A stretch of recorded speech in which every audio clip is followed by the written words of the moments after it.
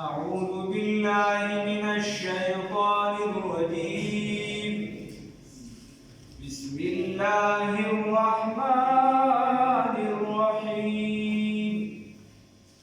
ويستفتونك في النساء قل الله يفتيكم فيهن وما يتلى عليكم في الكتاب في يتامى النساء اللاتي لا تؤتونهن ما كتب لهن وترغبون أن تنكحوهن والمستضعفين من الولدان وأن تقوموا لليتامى بالقسط وما تفعلوا من خير فإن الله كان به عليما. صدقت يا رب العالمين.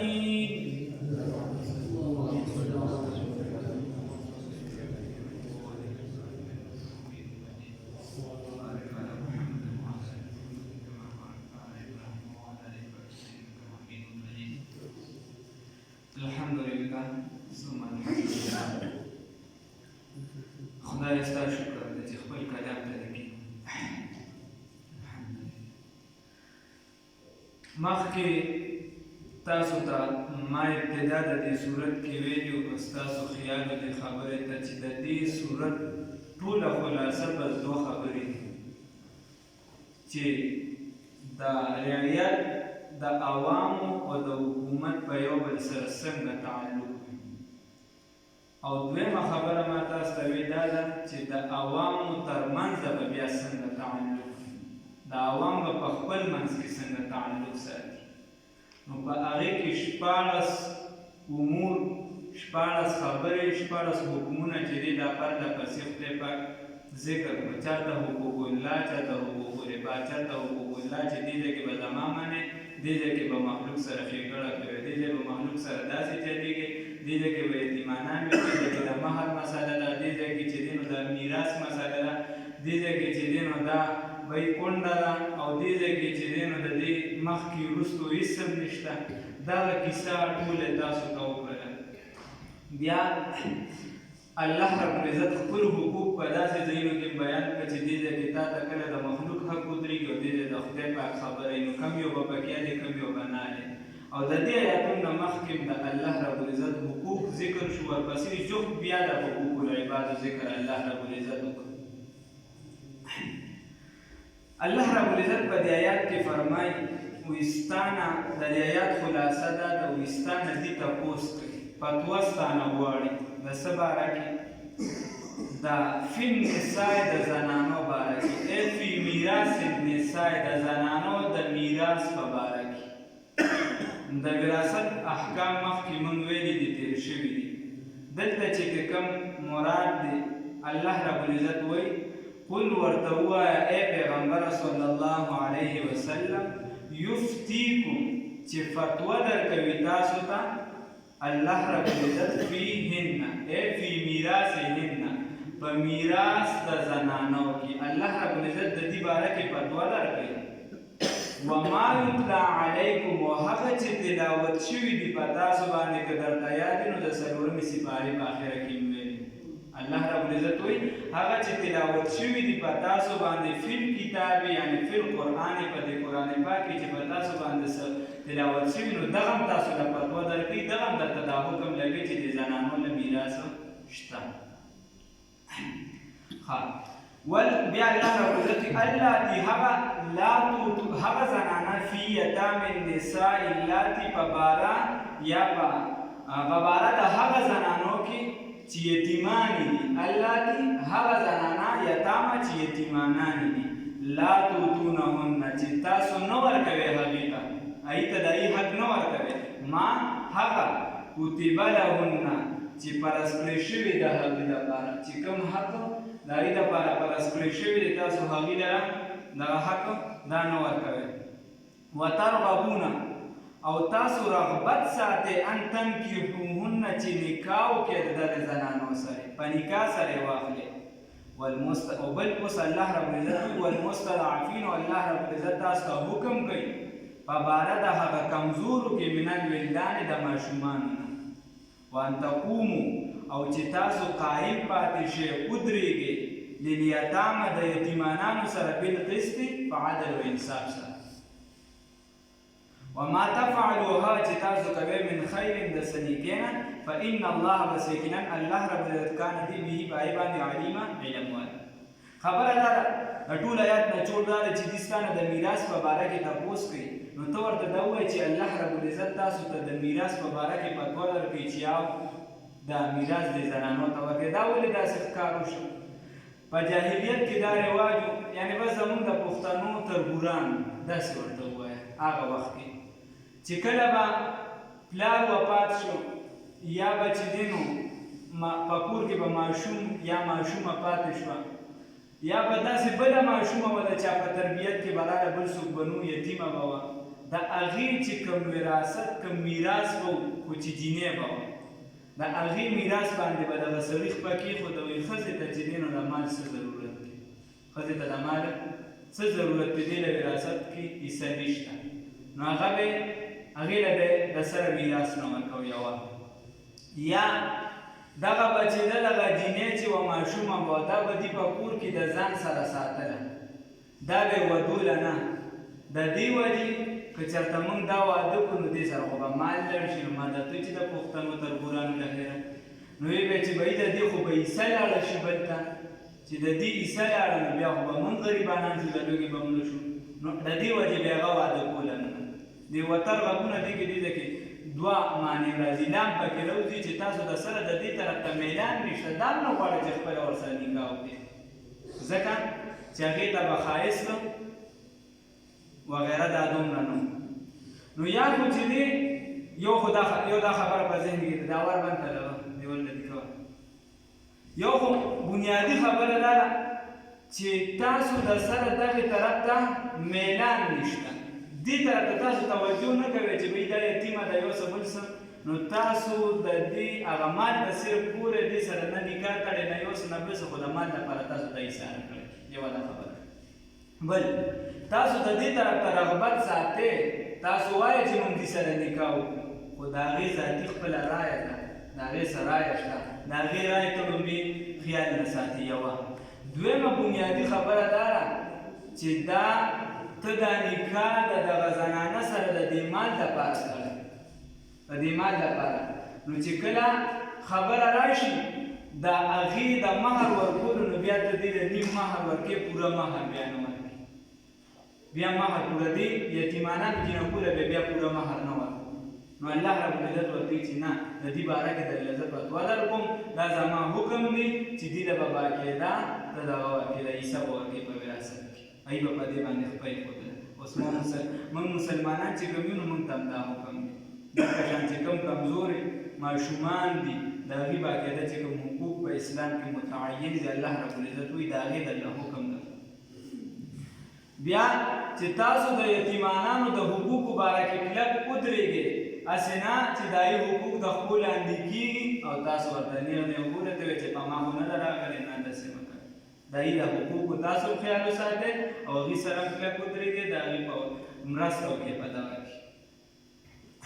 بیا الله رب العزت وایي چې دې لپاره د دې ضرورت نشته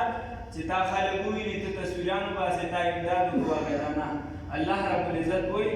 چې ته څه کې الله پې عالم دی الله ته علم بس تا چې الله سره معامله سمه شو بس دا لوی کار الله دې راله توفیق راکړي ویستفتونک او دې فتوا طلب کوي ستانه فی النساء په باره د میراث د زنانو کې قل ورته ووایه ای پیغمبر صلی الله علیه وسلم الله یقینا الله رب العزت یفتیکم فتوا درکوي تاسو ته فیهن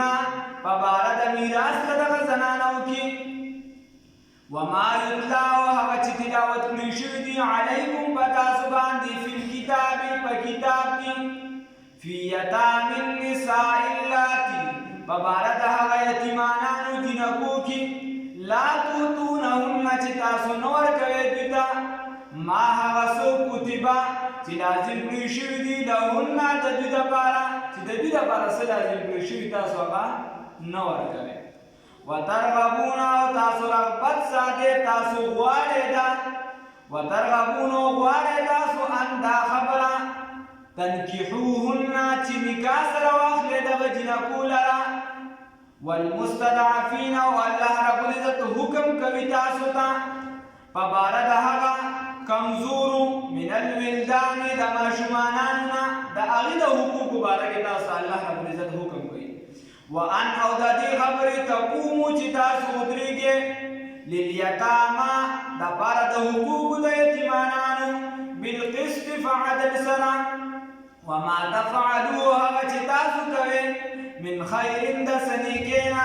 فإن الله بس یقینا الله رب العزت کان دی به پدا باندې علیما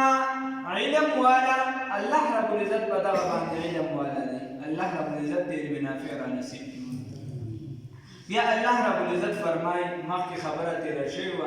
که چېرته د زنانه او د مردانه د دې ترمنځ تعلق نه سمیږي نو الله پاک ورله درې دغه ویلو چې فضربوهن چې تاسو دې لره ووهئ داسې چې هغه ګزار چې دی نو زخم نه جوړوي دې له بدن لره نقصان نه ورکوي په مخ به ګزار نه کړي په خېټه به ګزار نه کړي وغیره هغه خبرې وړاندې تېرې شوي دي یا چې دی په بستره تې جدا شي د بسترې د پاسه لږ واخله یا چې دی نو بیا اخره کې کسان خانداني وغیره منځته راولي چې هغه ستا او د دې په منځ کې تعلق سم کړي اکه خبره بیا ده الله رب العزت وایي که چېرته د دې ښځې او د سړي ترمنځ دا تعلق نه صحیح کېږي دا ښځه چې دی نو دا د خلاصي غواړي دا د خاوند د بددماغۍ نه یېرېږي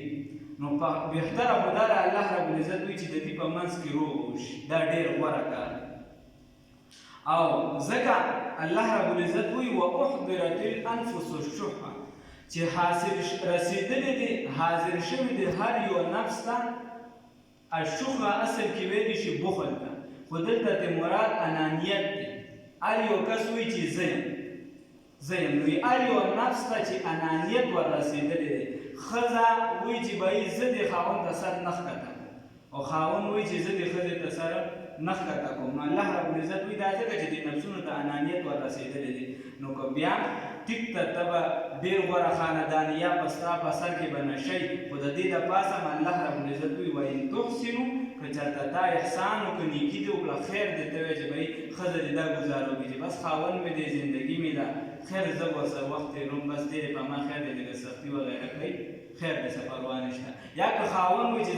دا ښځه مې چې ده نو دا زدباره ده وغیره بس خیر دې زه به ګزاره کوم نو الله وایي که چېرته همداسې وکړو وتتقو د الله نه ویرېږئ داسې فإن الله کان بما تعملون خبیرا نو چې تاسو کوم عمل کوئ الله پرې خبردار دی الله بیا اجر درکوي ځکه کور به در روانېدو نه بچي کور به در روانېدو نه بچ یو خبر وإن امرأة بله خبره پکې دا ده بنیادي چې کوم کسان چې په منځته راځي د روغې او صلح لپاره ما تاسو ته ویلي نو بیا به هغه کسان هغه اصلاح والی هسې نه چې هغې جوړ جاړې نه راولي رواني راولي نو هغې به منځ ته نه راولي اگر که ستا خپل ورور ولید وإن امرأة او که چېرته یوه زنانه خافت یریده من بعدها د هاون خپلنا نشوزا د بددماغۍ د ده نه او اعراضا یا د مخ اړولو د ده نه د اعراض کولو د ده نه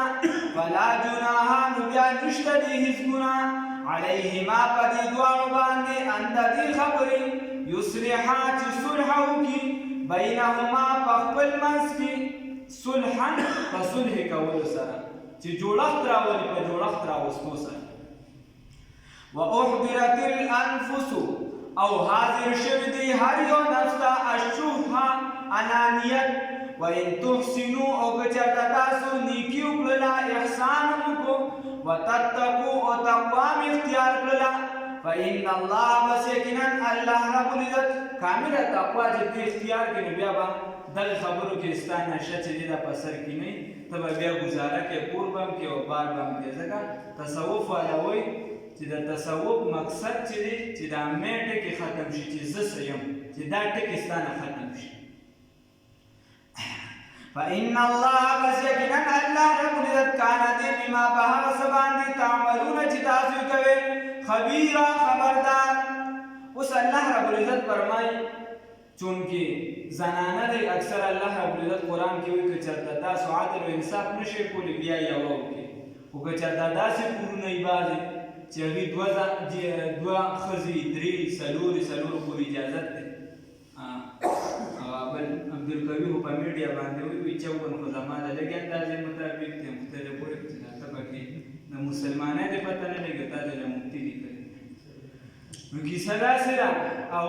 دا پکې ناشنا خبره وي د سار په بانک کې نوې ټاپه وایي زما د هندوانو په ابترانو کې چې دې ښځې دي هغې سره مې نکاح کړی دی وایي زه چې هغې سره کوم کتاب دی دا الهامي کتاب دی ما یې پته چې کوم رانازلېږي هغه مې الهامي ټیک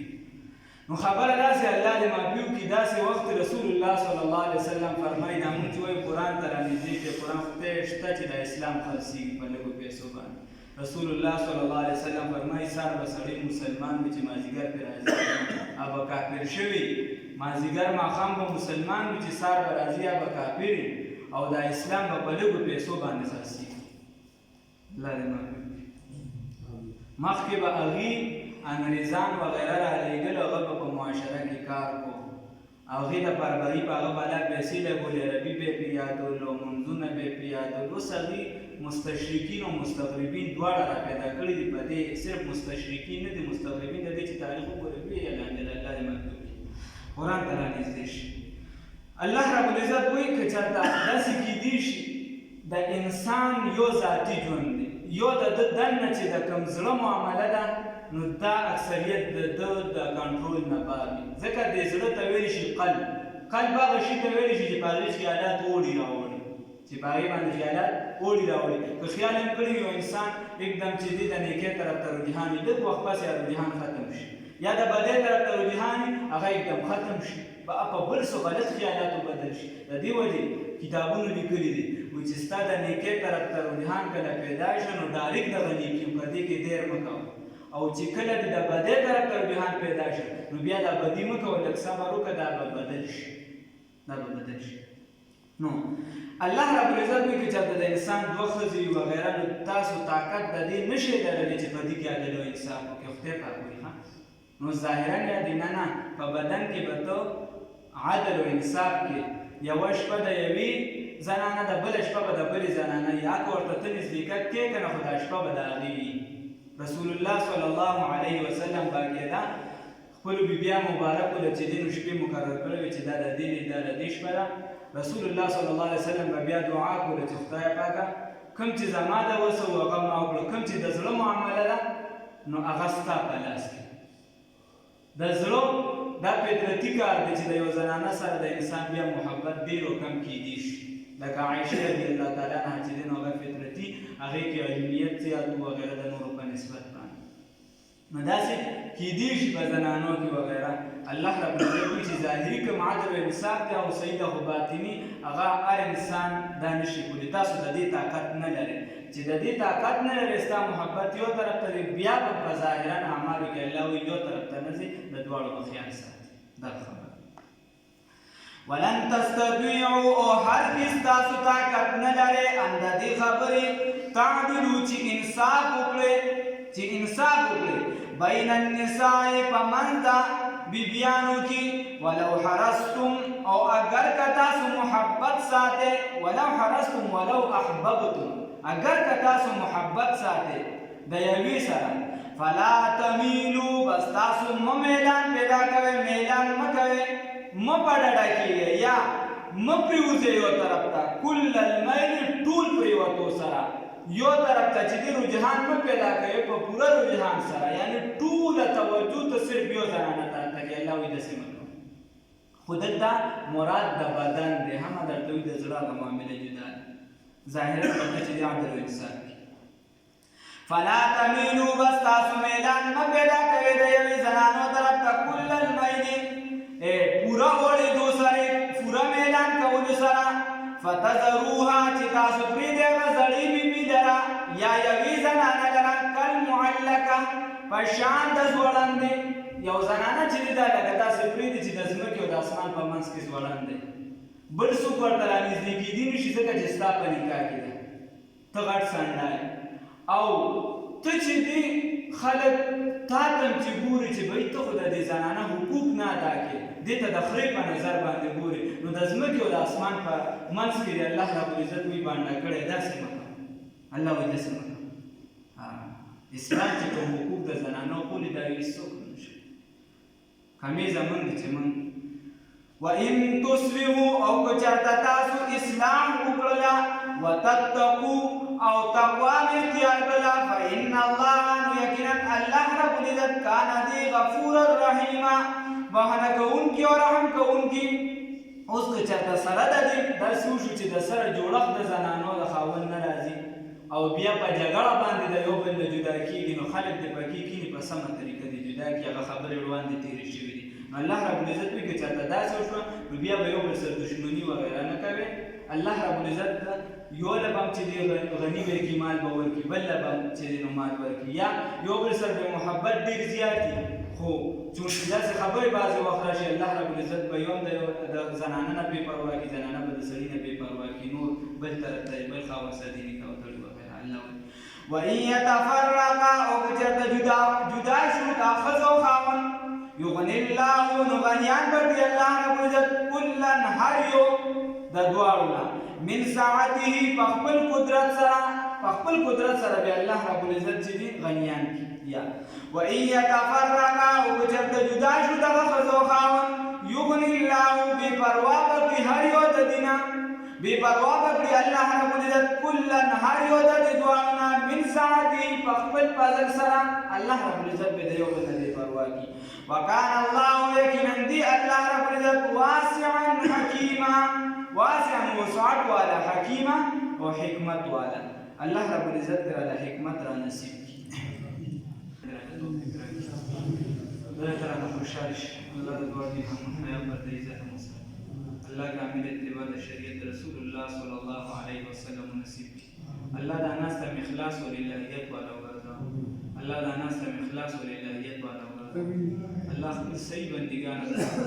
الله موږ کمزور یو عاجزان یو فقیران یو خدای پاکه استاد محبوب د محمد رسول الله صلی الله علیه وسلم امتیان بی الله